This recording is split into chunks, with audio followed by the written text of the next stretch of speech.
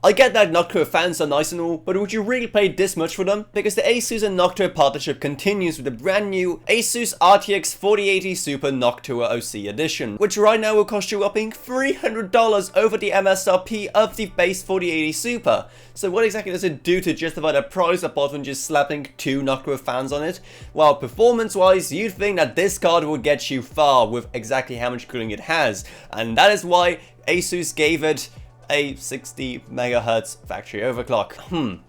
I'm used to disappointment, and that is still something, because with how excellent the cooling is and just how big the heatsink is, you would expect it to be much higher than that, but I guess Asus are just leaving the work of doing a manual overclock down to you, the user, because you know, it's not like you paid $300 extra for it already or anything. And when I say big, I really mean big. Well, lengthwise, it's actually the same as the reference edition card. Widthwise, and especially height-wise, it absolutely dwarfs the Founders Edition, making this monster quad slot. So at least you have the confidence that it's going to run cool and quiet, but it isn't the only thing that makes this graphics card so special.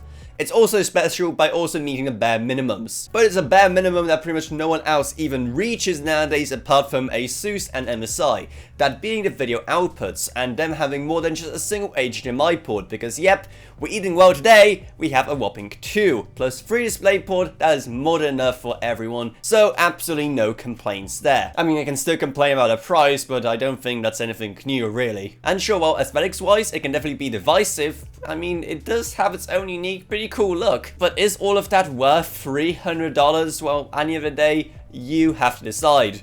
But for most sensible people, I don't think so. But if you're not sensible, and hey, I never said that I'm sensible, then maybe get it yourself. Our links to it will be up in the iCards and down in the video description below, where you'll also find a Patreon, which is always definitely worth it. Plus huge thanks to Gavin Burns, Justin Rage, Ella Vroniak, Dev Panda, Barlosh Velk, another student in Meg Sumner, Shane Allcraft, Lansby, and Level Up. But anyway, that's about it, so I hope you enjoyed this video. If you did, then remember to subscribe, like, whatever, and I'll see you all in whatever I make next. Goodbye everyone.